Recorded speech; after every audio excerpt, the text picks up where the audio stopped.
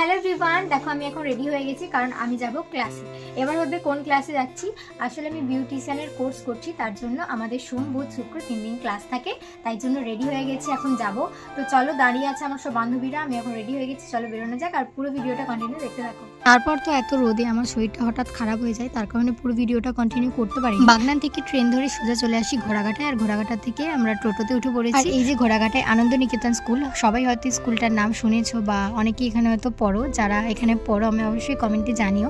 আর আমি এর আগে স্কুলে কখনোই আসিনি, ক্লাসের শুরুতেই প্রথম আসা। আর যখন এখানে প্রথম আসি ভাই, এখানে লোকেশন দেখে তো আমি এমনি খুশি হয়ে গেছিলাম, কারণ খুব সুন্দর চারিদিকটা ফুল বাগান, তারপর এখানে মিউজিয়ামও আছে। আর তার ঠিক পাশেই দেখো আমাদের স্যারিদের অফিস, আর তার সামনে এত সুন্দর ফুল বাগান, কত সুন্দর দেখো ফুলগুলো লাগিয়েছে সব কাকুরা। আর এগুলো শীতকালে লাগানো, এখন অনেক ভালো আছে। আর গাইস দেখো এখানে কত বড় মৌচাক, আর ওখানে মধুও আছে। আর আমি এটা রোজ দেখতে দেখতে ক্লাসে উঠি।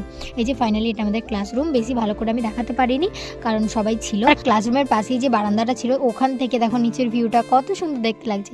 তারপরে আমরা দিয়ে দিচ্ছিলাম একটু আড্ডা, আর তারপর আমাদের ক্লাস শুরু হয়ে গেছিলো, তার জন্য ফোন অ্যালাউ ছিল না বলে আমি পুরো ভিডিওটা করতে পারিনি। ফাইনালি এবার আমরা ট্রেন ধরে চলে আসছি বাড়িতে। বাগনান স্টেশনে নামার পর আমার সব বান্ধবীরা দেখো টিফিন নিয়ে বসে পড়েছে খাওয়ার জন্য, কারণ ক্লাসে অনেকক্ষণ ক্লাস হওয়ার পর আমরা কিছু খাইনি, তার জন্য স্টেশনে বসে বসেই খেয়ে চলে এসেছিলাম বাড়ি।